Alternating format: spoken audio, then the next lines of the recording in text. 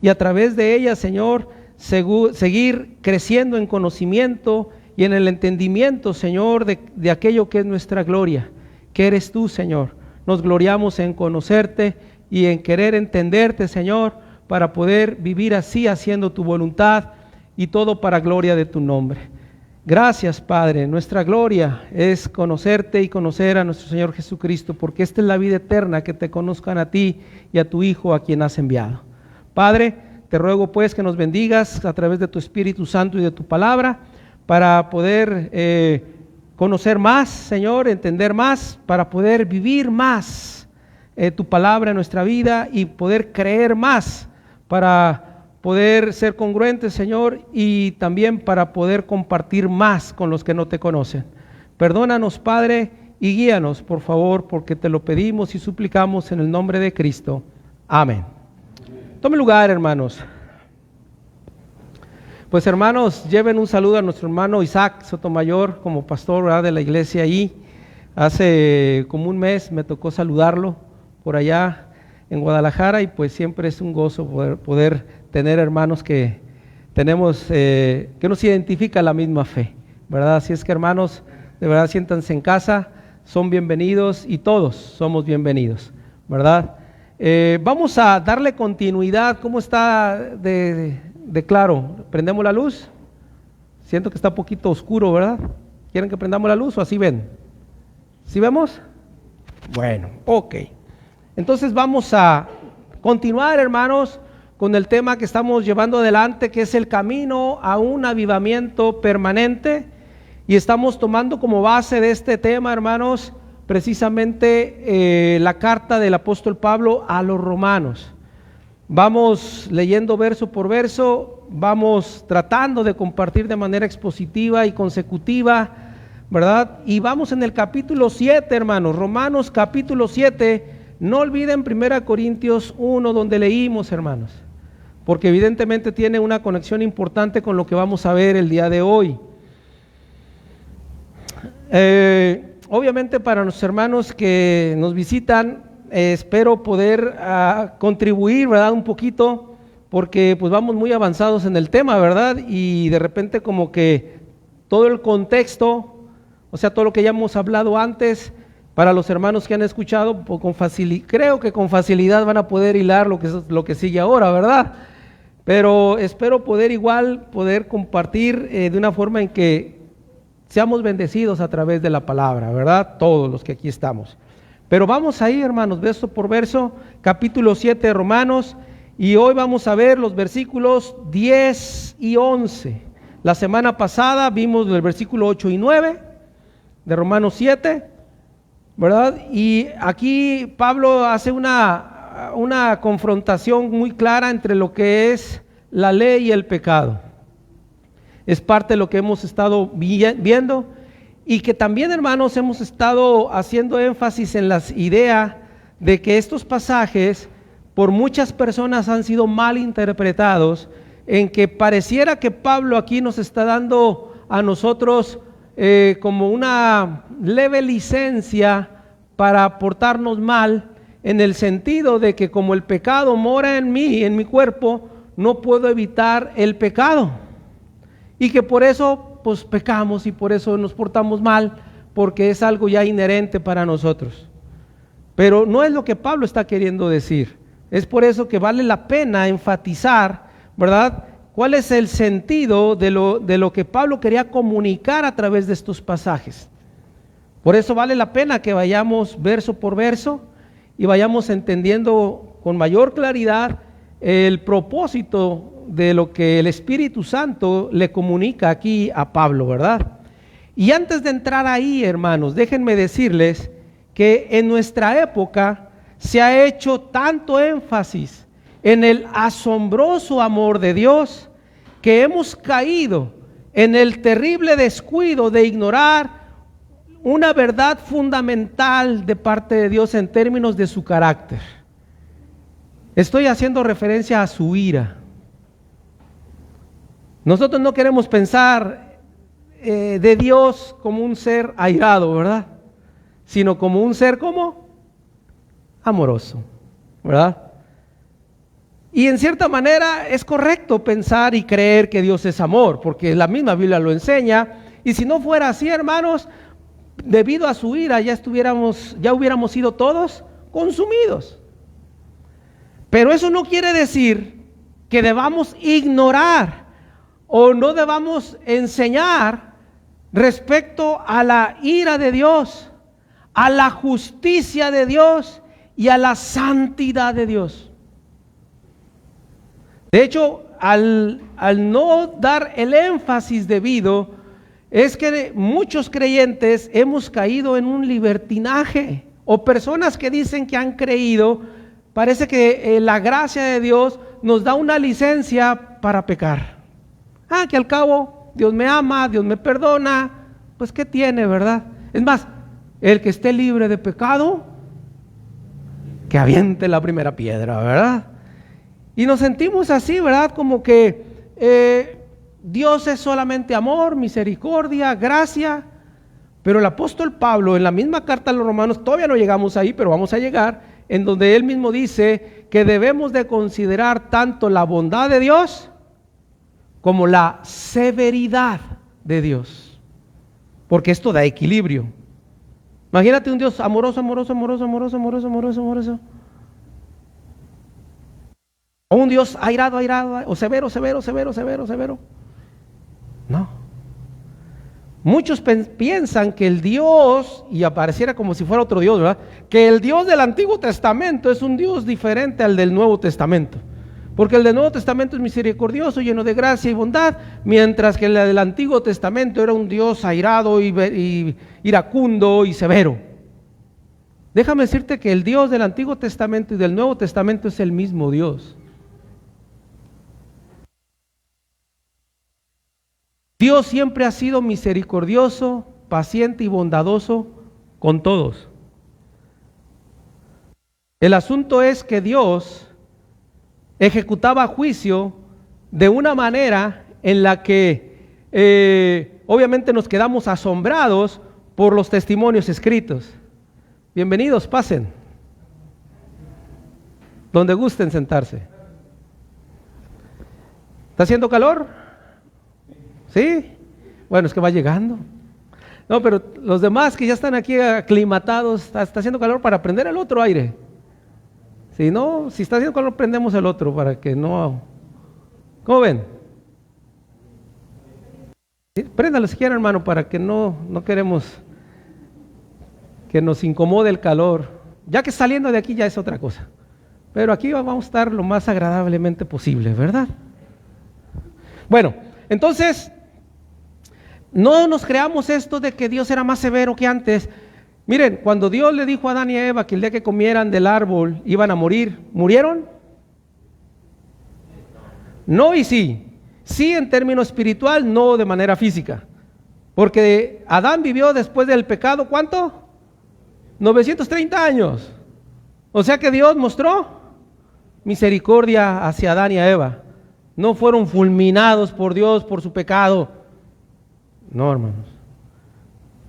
Cuando Dios le manda a Noé a hacer el arca, por cuanto la maldad del mundo era mucha, dice que Adán construyó el arca en 2 días y Dios dijo, órale, para que sufran, ¿verdad? No, ¿cuánto tiempo tardó Noé en construir el arca? 120 años, en los cuales Noé decía a la gente, arrepiéntanse porque viene juicio de Dios. Oye, 120 años, ¿no te parece como que mucha misericordia ante tanta maldad y perversidad del hombre? Pero Dios fue paciente. No creamos que Dios fuera así como que no me la hagas porque me la pagas. No. Hoy la gracia de Dios abunda por la obra de Cristo y por el nuevo pacto en el cual estamos, y que la ira de Dios está siendo reservada para cuando Cristo venga. Esa es la diferencia que Dios mismo hizo. Pero no es porque Dios haya cambiado en su carácter. No, que si tú has leído Apocalipsis un poquito y algunas partes del Antiguo Testamento en relación a la escatología, hablando de Daniel, de Isaías o Jeremías, te darás cuenta que el futuro no es una cosa que digas qué bonito, ¿verdad? Qué cosas tan bonitas vienen para este mundo. Al menos hablando del juicio de Dios. Una vez terminado el juicio, entonces sí. Pero te das cuenta que, es más, hay gente que se asusta cuando lee Apocalipsis. Se asusta. Y más porque no conoce la Biblia, o sea, no conoce el contexto bíblico, por eso más se asusta. Por eso yo recomiendo que si tú no has comprendido bien las otras doctrinas bíblicas, no te vayas a escatología. La escatología es la doctrina acerca del fin de los tiempos, ¿verdad? O de las últimas cosas. Nadie que construye una casa comienza con el techo, ¿verdad? Escatología es como el techo, ¿verdad? No quieras entender el techo primero, entender el techo primero. Primero se comienza con ¿qué? Con los cimientos. ¿Ah? Entonces, si no tienes firme tu cimiento en cuanto a tu fe, ¿para qué quieres entender Apocalipsis? No te metas en problemas contigo mismo, ¿verdad? Pero bueno, lo que quiero decir al final de todo esto, hermanos, es que es muy importante no ignorar, sino tener presente, hermanos, la verdad fundamental de la ira, la justicia y la santidad de Dios. Hoy por hoy resulta especialmente importante y necesario evaluar, fíjate bien, la autenticidad de la fe y de la salvación de un creyente, más por la consideración que se tiene a la ley de Dios que por aceptar y recibir el gran amor de Dios. Porque si tú no tienes claridad en cuanto a la ira, la justicia y la santidad de Dios, es muy difícil que comprendas cabalmente la gracia de Dios. ¿Me explico? Muy importante. Y vuelvo a insistir, esto es algo necesario para nuestro tiempo. Porque hemos hablado tanto del amor de Dios. ¡Ay, cuánto Dios nos ama! Y claro que nos ama. Pero también Dios es fuego consumidor. Amén, aunque no digan, hermanos. También Dios es fuego consumidor, lo dice en la carta a los Hebreos, ¿o no es cierto? Horrenda cosa, ¿qué? Horrenda, horrible, de temerse, caer en las manos del Dios vivo, de ese Dios santo, justo. Entonces, no hay que olvidar eso, hermanos. Ahora, ¿por qué esto, hermanos? ¿Quién no quiere recibir el perdón de todos sus pecados, tener salvación eterna, tener abundancia de bienes materiales y tener libertad para hacer lo que quiera con solo aceptar a Cristo como Salvador de manera sincera? Pues todos, ¿verdad? Dile al artista, al deportista, al político, a cualquier persona, mira, si tú aceptas a Cristo vas a ser rico, te va a ir bien, tus problemas se van a resolver, vas a tener poder en tu boca para decretar en el nombre de Jesús y todo te será hecho porque declaras. Y empiezan a decir tantas cosas. Oye, que solamente un tonto no va a querer ser cristiano. Pero háblale de la justicia y la santidad de Dios. Y como, es más, hoy en día muchas personas han abrazado la idea de que el infierno no existe. ¿Por qué? ¿Por qué crees? No queremos pensar en que Dios castiga. Hasta muchos dicen así, incluso algunos creyentes, es que Dios no castiga. Y cuando la Biblia dice que Dios azota y disciplina a todo aquel que recibe por hijo, ¿por qué lo dirá? ¿Será por rellenar el espacio ahí o porque Dios realmente castiga?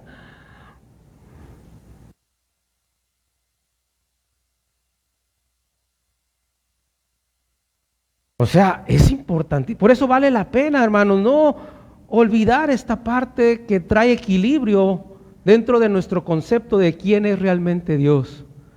Porque volvemos, al no tener un concepto sano, correcto, bíblico acerca del carácter divino, nosotros podemos fácilmente deslizarnos, como ha sucedido a tantas personas a través de la historia. Que al cabo Dios perdona, sí, pero también castiga. O sea que si nos ponemos a pensar entre el castigo y el perdón, pues preferimos mejor. ¿Qué prefieres tú? Mejor hacerle caso a Dios para no pecar deliberadamente. No digamos al perdón, no, mata porque Dios perdona, no. Mejor no peques deliberadamente, no peques de manera intencional. Obviamente todos pecamos y vamos a pecar. Pero una cosa es que yo peque deliberada e intencionalmente, a pecar porque soy imperfecto, ¿verdad? Porque sigo revestido de una humanidad caída, contaminada. Y es lo que Pablo está queriendo dar a entender aquí. Es lo que Pablo quiere que todos tengamos claridad, de que cuando él dice, quiero hacer lo bueno, pero me doy cuenta que hago lo malo, y por eso digo, ¿verdad? Que muchos dicen, pues como no puedo dejar de hacer lo malo, voy a seguir tomando, voy a seguir maldiciendo, voy a seguir mintiendo, que al cabo Dios sabe que no puedo evitarlo. Pero una cosa es cuando lo hacemos de manera intencional, deliberada. ¿Qué dice el mismo escritor de Hebreos en cuanto a aquel que peca deliberadamente? Que ya no hay más sacrificio por sus pecados, sino una horrenda expectación de hervor de fuego que ha de consumir a los adversarios. Pero volvemos, de eso no queremos hablar. Hoy en día los púlpitos parecen ser una capacitación psicológica de superación, ¿verdad? Y de sentirte bien y de, hermanos, pero estamos olvidando una esencia fundamental del carácter divino. No quiere decir que siempre vamos a hablar de la ira de Dios y no, tampoco, obviamente. Pero mantener un ¿qué? Equilibrio, un equilibrio, porque eso es sano. Esto es muy sano, ¿verdad? Por algo está en la Biblia, ¿verdad? O sea, no es porque yo lo quiera traer aquí al frente tuyo, no, es que la Biblia lo enseña. Entonces, ciertamente dijimos, ¿quién quiere recibir el perdón de pecados y vida eterna? Pues todos, pero ¿quién ha reconocido y se ha quebrantado ante Dios aceptando que merece la ira de Dios, la condenación y el castigo eterno por sus pecados? ¿Cuánto lo hemos hecho? Cuando una persona reconoce su miseria espiritual ante Dios, dice claramente en el Sermón de las Bienaventuranzas que bienaventurado aquel pobre de espíritu, porque de él es el reino de los cielos. Qué importante es que yo reconozca cuál es mi condición como humano. Soy un ser caído, pecador, miserable, que merezco el castigo y la ira de Dios, pero Dios me ha restaurado en Cristo, me ha salvado y me ha hecho santo y justo delante de Él por la obra de Jesucristo. ¿Te das cuenta del equilibrio? No empiezo a jactarme como sintiendo que yo soy un ser muy espiritual y muy santo y muy bueno por mis propios esfuerzos, porque ¿cómo le batallo para ser cristiano? Pues sí, sabemos que no es fácil ser cristiano, pero ¿quién produce el querer como el hacer? Por su buena voluntad. Es el Señor a través del Espíritu que mora en ti. Amén. ¿Verdad? Porque si no fuera por Él, ¿desde cuándo hubiéramos dejado el camino, hermanos? No nos creamos tan fuertes. Si no fuera por lo que el Espíritu Santo está haciendo en nuestro corazón, ya hubiéramos dicho, Señor, quédate con tu camino y tu iglesia y tu obra. Pero hermanos, ha sido tal el impacto de Dios en nuestra vida que ha transformado nuestra vida y nos ha permitido darle prioridad al reino de Dios en mi vida o en nuestras vidas. Pero ha sido la obra de Él, ¿verdad? Por eso aquellos que no han tenido la experiencia de realmente nacer de nuevo, ¿qué es lo que hacen cuando ven lo difícil que es seguir a Cristo? Se van, ya no quieren seguir adelante, o buscan un lugar donde la enseñanza se adapte a sus propios deseos y gustos personales. Pero imagínate el día del juicio. No busques tu comodidad o conveniencia, piensa en una realidad que sucederá. Porque vendrá un día en que vamos a presentarnos delante de Dios. En algunos más pronto que tarde, de los que estamos aquí, ¿verdad? Ya sentimos cercas, ¿verdad? Pero muchos no podemos pensar que más de 20 o 30 años, ¿no? Algunos. O sea, ya estamos pensando, y de igual manera la muerte no respeta a nadie, puede llevarse a jóvenes, niños de mediana edad, adultos, ancianos, lo que sea. Pero es una realidad, ¿no? Está establecido que los hombres mueran una sola vez. Y después de esto, ¿verdad que debemos pensar en eso? Digo, deberías pensar en eso. Entonces, muy importante, ¿quién ha renunciado a su vida de pecado, de placer y metas personales para reconocer a Jesús como el Señor de todo su ser e intentar vivir en santidad, justicia y fidelidad? ¿Quién lo hace hoy en día? Solamente el que ha nacido de nuevo, ¿verdad? ¿Quién anhela servir, honrar y vivir para la gloria de Dios? Solo aquel que ha sido rescatado, ¿verdad? No sé si es clara la diferencia entre los que dicen, quieres ser salvo y que te vaya bien y que seas prosperado, a aquel que tiene que renunciar a su propia vida, como bien dijo Jesús, el que quiera seguirme, ¿qué? ¿Sí se nota la diferencia? Porque hay muchas doctrinas hoy en día que están socavando la ira, la santidad y la justicia de Dios, en aras del gran amor y misericordia y gracia de Dios. Por eso vale la pena, y Pablo nos recuerda en Romanos capítulo 7 estas verdades, que no se nos olvide, que tengamos presente estas cosas. Quiero aclarar para los hermanos que que nos visitan, que Pablo está tratando de ayudar a los judíos, particularmente a los judíos creyentes, porque para ellos era muy complicado poder entender bien la gracia de Dios, porque no se habían liberado todavía de los principios de la ley mosaica. Por eso yo hago aquí el contraste entre ¿qué? La ley y el pecado, ¿verdad? Bueno, yo no, la Biblia la hace, pero entender, Pablo quería ayudar a que los creyentes judíos que vivían en Roma tuvieran claridad respecto a esta situación de que ellos ya no estaban sujetos realmente a la ley, sino a la gracia. Pero ¿quiere decir que la ley había que desecharla? No. ¿Qué leímos en 1 Timoteo 1? Dice que la ley es buena si se usa ¿cómo? ¿Se acuerdan o no? Legítimamente. La ley es buena. Más adelante, aquí en el mismo texto de Romanos 7, dice en el versículo 12, que vamos a llegar ahí para la próxima semana, dice: de manera que la ley a la verdad es santa y el mandamiento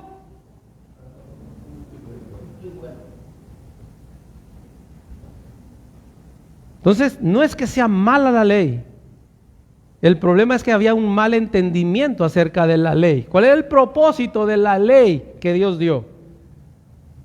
Dijimos que no era una trampa para pecar, lo vimos la semana pasada, ¿verdad?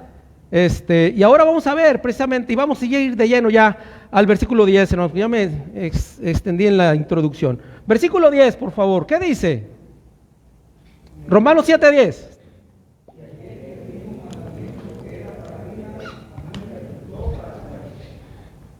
¡Ah, caray! Y hallé, recuerdan que aquí Pablo está hablando en primera persona, o sea, está hablando de un testimonio personal. Dice: y hallé que el mismo mandamiento que era para vida, a mí me resultó para muerte. Quiere decir que la ley de Dios es para vida, para salvar o para preservar la vida. Cuando Dios le dijo a Adán y Eva: no coman de este árbol porque el día que mueran morirán, ¿estaban siendo salvados para tener la vida o era para preservar la vida? Porque ya tenían vida, ¿no? Entonces era para preservar la vida. Es lo que Pablo está queriendo decir cuando un judío pensaba que podía tener la vida eterna si cumplía la ley. Pero ¿qué mismo dice él? Hallé que el mandamiento que era para preservar vida, a mí resultó ser para muerte. Miren, la ley de Dios Es para vida. Pablo sigue compartiendo su testimonio personal diciendo: y hallé que el mismo mandamiento que era para vida. Esto es un reconocimiento de que la ley o el mandamiento, su propósito es bueno, es para vida, y para entenderlo, ¿verdad?, es precisamente ir allá a Edén, en los comienzos. Y ya lo mencioné, ¿verdad? Se trataba de preservar o mantener el estar vivos. Porque ellos tenían vida, no era para salvarlos. Sabemos que aquel que recibe salvación es porque estábamos muertos, ¿verdad? Entonces, muy importante, era para preservar. Una vez que el hombre pecó, recibió la maldición divina, que fue la muerte. Pero el Señor no se desatendió del ser humano, sino que lo llamó al arrepentimiento y a la fe, dándoles una ley para que pudieran mantener su fe y una buena relación con Él. Pero el ser justificados ante Dios no era por la ley, sino por la fe. ¿Recuerdan en el capítulo 4 de Romanos, que ya vimos, que habla acerca de Abraham? ¿Por qué fue justificado Abraham? Por la fe, no por la ley, porque aún ni siquiera Abraham conoció la ley mosaica.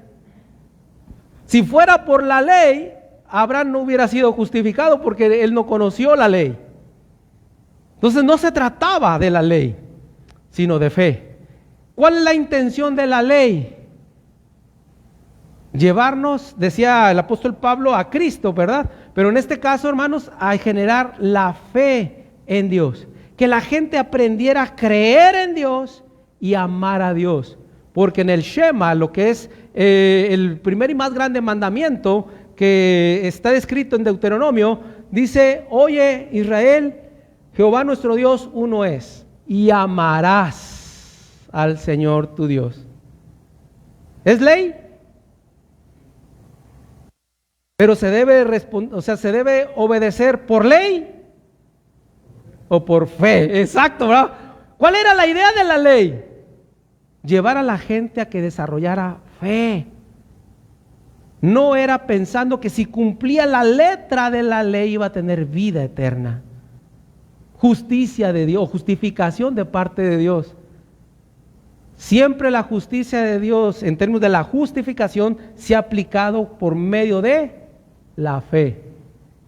Esto queda confirmado ya en este Romanos 5:1, que ya lo vimos también, que es: justificados pues por la fe. Justificados pues por la fe, tenemos paz para con Dios. Pero esa paz que hoy tenemos en el nuevo pacto es por medio de nuestro Señor Jesucristo. Entonces, esto es muy importante, ¿verdad? Que es lo que Pablo quería comunicar. Entonces, una vez que el hombre pecó, dijimos, quedó sujeto a la maldición. A Pablo le sucedió al igual que a la mayoría antes que él, o sea, de sus antepasados. Vinieron ellos a la ley y vieron a la ley como un medio o la fuente de vida. Pero Pablo descubrió que creer que la ley les daría vida resultó para muerte, dice. Resultó para muerte. ¿Por qué? Porque la paga por el pecado es la muerte, y la ley lo que hace es poner en evidencia que has pecado. Dice: no mentirás. ¿Y cuántas veces hemos mentido?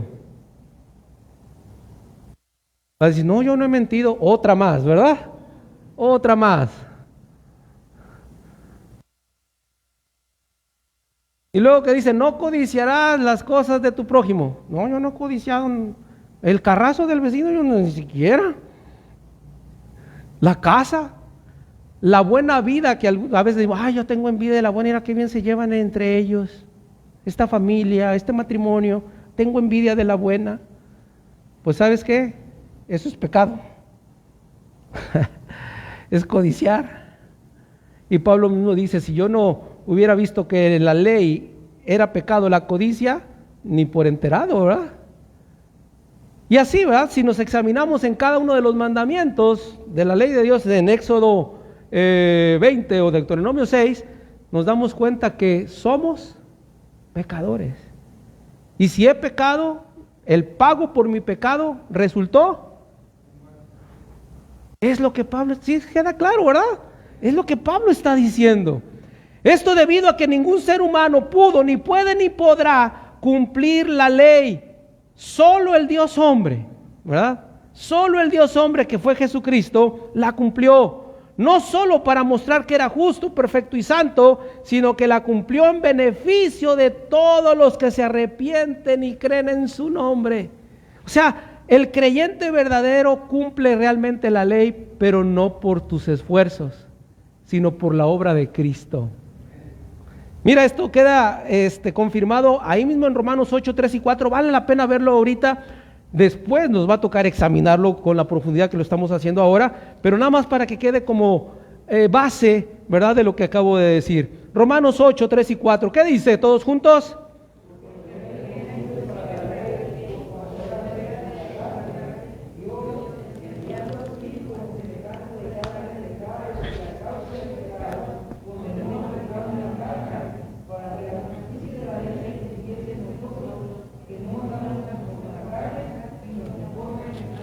Fíjate, hermano, después lo voy a analizar junto con ustedes estos pasajes, pero ¿sí entendiste un poquito lo que está diciendo aquí? Ay, Dios de mi alma, dice en otras palabras que tú y yo hemos cumplido la ley porque Cristo la cumplió para nosotros. Oh, Dios santo. O sea que yo he cumplido el primer y más grande mandamiento de amar a Dios con toda mi mente, con toda mi alma, con todas mis fuerzas en Cristo. O sea, Cristo los cumplió. Acuérdate que Cristo mismo dijo, yo no vine a abrogar la ley, sino vine ¿a qué? A cumplir la ley. Y Él la cumplió para nosotros. Por eso ya no estamos bajo la ley. ¿Se entiende? Por eso ya no estamos bajo la ley, sino bajo la gracia de Cristo. Ay, santo Dios. Esto es tremendo, ¿eh? Por eso, ¿cómo no hemos de vivir en santa y piadosa manera, hermanos? Como dice Pedro. Cuando entiendes realmente esto. Acuérdate que la exposición de la sana doctrina produce sanos cristianos.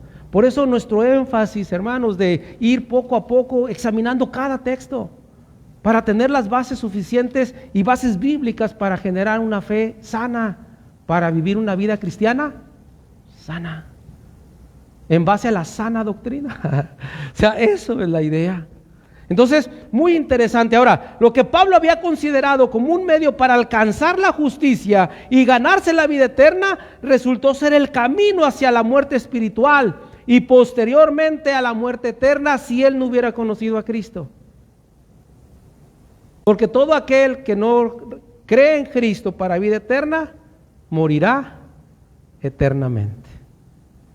Y este es el testimonio que Dios ha dado acerca de su Hijo. El que cree en el Hijo tiene la vida, pero el que no cree en el Hijo no tiene la vida. O sea, está muerto o tiene muerte eterna. Esa es la situación. Entonces, la razón de todo esto es clara. Al transgredir la ley,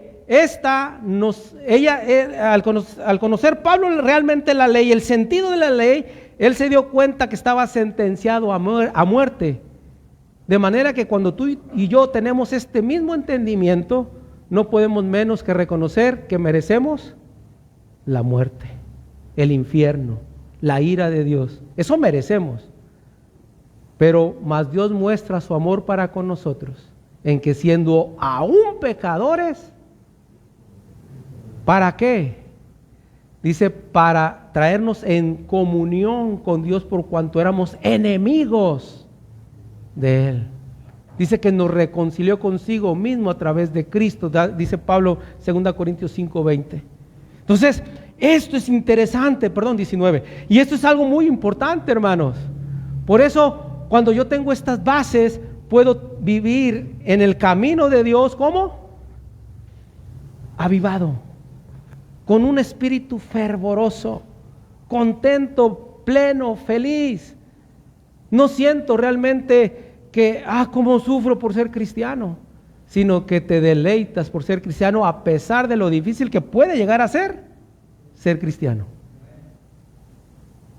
Porque has recibido tanto de Dios, que dices, como dice Pablo, los padecimientos que hoy tenemos en nada se comparan a la gloria que ha de manifestarse. O sea, estos padecimientos, pues igual padecemos, aunque no fueras cristiano, se padece en este mundo, ¿sí o no? Y mucho. Entonces, ¿por qué no mejor padecer siendo creyente, siendo un hijo de Dios, quien vive para gloria de Dios? Preferible, ¿no? Y más sabiendo que al final de tu vida te espera la vida eterna con Dios. Gloria a su nombre. Entonces, hermanos, si fuera posible el tener una obediencia perfecta a la ley, ni aún así la ley podría dar vida, ya que la esencia o el espíritu de la ley era llevar al hombre a la fe y al amor sincero por el legislador, y es el legislador quien salva. O sea, no era por ni siquiera cumplir de forma perfecta la ley que lo que da vida, sino aquel que quiere dar vida es el que salva. Pero ¿quién ha podido cumplir la ley? ¿Solo Cristo? Solo Cristo. No voy a decir ya nadie, porque a veces decimos nadie. No, ¿cómo nadie? Cristo la cumplió. Entonces, solo Cristo.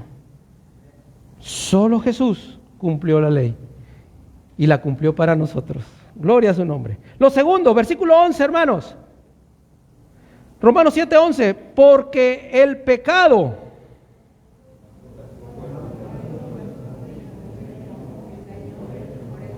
Ah, caray, me engañó el mandamiento. ¿El mandamiento, la ley, pues engaña? ¿O la ley es para aclarar los conflictos o sacar a luz la verdad? ¿Pero qué aquí está diciendo Pablo? Porque el pecado, tomando ocasión por el mandamiento, me engañó. Miren, al confirmar lo que acaba de decir Pablo sobre este hecho, pónganle por favor, la ley de Dios es para superar el engaño. Ahí está, para superar el engaño. Al confirmar lo que acaba de decir sobre este hecho, dice, el pecado, tomando ocasión por el mandamiento, me engañó y por él me mató.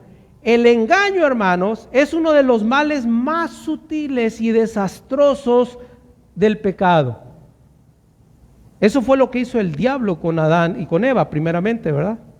De hecho, dice que Eva, siendo engañada, tomó del fruto. Adán no fue engañado.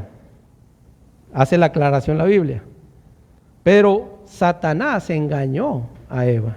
Entonces, el engaño, desde el principio de la humanidad, vemos que es uno de los males más sutiles y desastrosos del pecado. Una persona que es engañada a tal punto de creer que, de acuerdo con su vida y sus obras, es aceptable ante Dios, porque está cumpliendo los mandamientos, ¿qué dice? Eso me ha tomado ocasión para ¿qué? Engañarme. ¿Cuántas personas creen que son buenas personas ante Dios? Porque hacen cosas buenas. No siempre, pero hacen cosas buenas. Creen que son buenas personas. Y más porque hay gente que se lo dice, eres buena persona. Es más, te vas a ir al cielo con todo y zapatos, ¿verdad? Te vas a ir al cielo con tus zapatos. Porque eres bien buena gente. Es más, hasta te quitas el pan de la boca para dárselos a otros.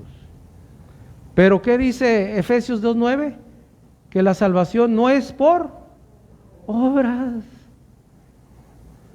Entonces, el pensar que por cumplir el mandamiento soy bueno ante Dios, el mandamiento me está engañando. O sea, no es el mandamiento. Soy yo quien caigo en el engaño de creer que soy buena persona porque cumplo con la ley. ¿Qué pasa con nosotros? Pero creemos que soy un buen cristiano porque asisto a la iglesia, porque traigo dinero a ofrendar, porque trato de comportarme correctamente y ya creemos que soy bien santo. Cuidado, yo no me junto con los viles pecadores, ¿verdad? Y a veces empezamos a desarrollar una autosuficiencia espiritual creyendo que soy mejor que otro, y más si soy pastor o maestro, ¿verdad? Yo empiezo a deber de abajo, de arriba para abajo a los demás, ¿no? Pues ¿qué se están creyendo? Si yo soy, cuando la Biblia dice que debemos de ver a los demás como superiores a nosotros mismos. Pero otra vez, por causa del mandamiento, muchos cayeron en el engaño de que estaban agradando a Dios y eran aceptados ante Dios por sus obras. Por eso Pablo dice claramente ahí, ¿verdad?, que por engaño, lo que resultó él en un momento que creía que estaba bien ante Dios, dice que eso lo mató. O sea, me di cuenta que estaba muerto. O sea, cada obra que haga de justicia, ¿se acuerdan de Isaías? Dice que toda obra de justicia que el hombre haga delante de Dios son como trapos de inmundicia. Trapos de inmundicia. En Tito dice que el Señor, Tito 3:4 dice que Él nos salvó no por obras de justicia que nosotros hubiésemos hecho, sino por su misericordia. Aquel que se compadece de la miseria del otro. En este caso, Dios, viendo nuestra vida miserable, hundida en el pecado, se compadeció. Eso significa misericordia. Se compadeció de nuestra miseria. Nos vio incapaces de poder cumplir la ley y de poder ser justos ante Él. Por eso en Cristo nos justificó y en Cristo está cumplida la ley. Y es lo que Pablo le decía al judío: ya está, ya cumplí, Cristo ya la cumplió por ti, ya no te esfuerces. Además de que no pudiste y no vas a poder nunca. ¿Y para qué te sirve la ley? ¿Que no era para tener fe en Dios y amarlo? Eso es lo que está diciendo, ¿verdad? Y es muy interesante para ti, para mí hoy en día. Entonces, ¿cuántas personas hoy siguen creyendo que si se portan bien, que si son fieles a Dios, que si perseveran hasta el fin serán salvos? Hasta hay un texto, ¿verdad? Mateo 24, 15, ¿no? Que dice que el que persevere hasta el fin, ese será salvo. Entonces tengo que perseverar para ser salvo, ¿verdad? ¿Sí o no? No. Recuerden que ese texto está hablando de los tiempos futuros, en el tiempo de la tribulación. ¿Tú vas a estar en la tribulación? Sí, vas a estar en la tribulación. ¿Quieres estar en la tribulación o no? Sí, a ti. Bueno. 24:13, gracias, hermano. Es más preciso, ¿verdad? 24:13. Y pensamos que yo debo perseverar para ser salvo. No, yo debo de perseverar para ser santo. Perseverar para ser santo. Pero para los que se queden en la tribulación, sí necesitan perseverar para ser salvos. Porque ¿cuál fue la pregunta? Señor, ¿cuándo es el fin de los tiempos y las señales de tu segunda venida? ¿Sí o no? Así comienza en el capítulo 24. Nos está hablando Jesús acerca de la gran tribulación. Entonces, ese texto es para aquel tiempo. Para los que se quieran quedar. ¿Quién se quiere quedar? ¿No? Yo los veo muy animados, como que sí quieren. Entonces, si te quedas en la gran tribulación, entonces sí perseveras. Tienes que perseverar para ser salvo. Pero para los que han sido rescatados por la sangre de Cristo, dice que seremos arrebatados antes de que todo eso acontezca. Porque el Señor mismo, con voz de mando, como arcángel de Dios, descenderá del cielo. Y los muertos en Cristo resucitarán primero. Y luego nosotros, los que habremos quedado, seremos arrebatados para recibir al Señor en el aire y estar para siempre con el Señor. Yo eso creo. No sé qué creas tú, pero yo eso creo. Entonces no necesito perseverar para ser salvo. Necesito creer en Jesucristo para ser salvo. Pablo lo dijo al carcelero de Filipos, ¿verdad? Cree en el Señor Jesucristo y serás salvo. Ahí hubiera sido una buena oportunidad. No, y tienes que perseverar, o tienes que cumplir los mandamientos, o tienes que portarte bien. Claro, va implícito el portarse bien, pero no porque quiero obtener la salvación, sino que es una respuesta natural a aquel que ha sido lavado, salvado por Cristo, buscar y anhelar la santidad. ¿Quién produce ese anhelo? El Espíritu Santo que está en ti. Si no anhelas eso, entonces no estás en el Espíritu, sino estás en la carne. Y aquel que vive en la carne no anhela las cosas del Espíritu, porque además le parecen locura. No las puede entender las cosas del Espíritu. Entonces, he ahí donde Pablo habla y dice, porque el pecado tomando ocasión por el mandamiento, o sea, yo solo me engañé a mí mismo creyendo que por cumplir el mandamiento yo iba a tener vida, pero me di cuenta que el mandamiento me mató. O sea, el mandamiento me dice, si tú mentiste, muerte. No guardaste Sabbat, muerte. Si tú no tienes a Dios como lo más primero en tu vida, o lo primero en tu vida, muerte. Si tú no honraste a tus padres, muerte. Pues el mandamiento, ¿qué hizo? Me mató. Me mató. Pero yo me engañé. Tomé ocasión por el mandamiento, pero el mandamiento me dice que yo merezco estar muerto. Pero ahora tengo la vida que Dios me ha dado en Cristo. Gloria al Señor. Entonces, hermanos, todas las religiones que tengan como base o fundamento la idea o el dar por cierto que un hombre debe hacer o contribuir en algo, aunque sea pequeño, para su perdón y salvación, está siendo engañado. La ley nos ayuda a superar ese y cualquier engaño relacionado a esto, ya que nos da a conocer la verdad sin merma ni adulteración sobre nuestra condición espiritual, pero también nos revela con verdad la provisión divina para llegar a ser justos, perdonados y salvados para la gloria de Dios. Porque sí, la Biblia no nomás nos dice en cuántas cosas hemos fallado y todo lo que merecemos, sino que también nos dice todo lo que Dios nos ha dado sin merecerlo. ¿Sí o no? Por eso hablábamos que es importante reconocer la diferencia entre la misericordia de Dios y la bondad de Dios. ¿Se acuerdan? ¿Qué es la misericordia? Que Dios nos da lo que no merecemos. Y la bondad de Dios es que Dios no nos da lo que sí merecemos. ¿Qué merezco yo por mis pecados? Muerte, pero Dios es bondadoso y no me da eso, sino que aplica misericordia, o otorga misericordia y me da lo que no merezco, que es perdón, salvación, vida eterna. ¿Sí? ¿Está clara la diferencia entre misericordia y bondad? Y Dios ha aplicado bondad y misericordia. Parece que es sinónimo, pero no lo es.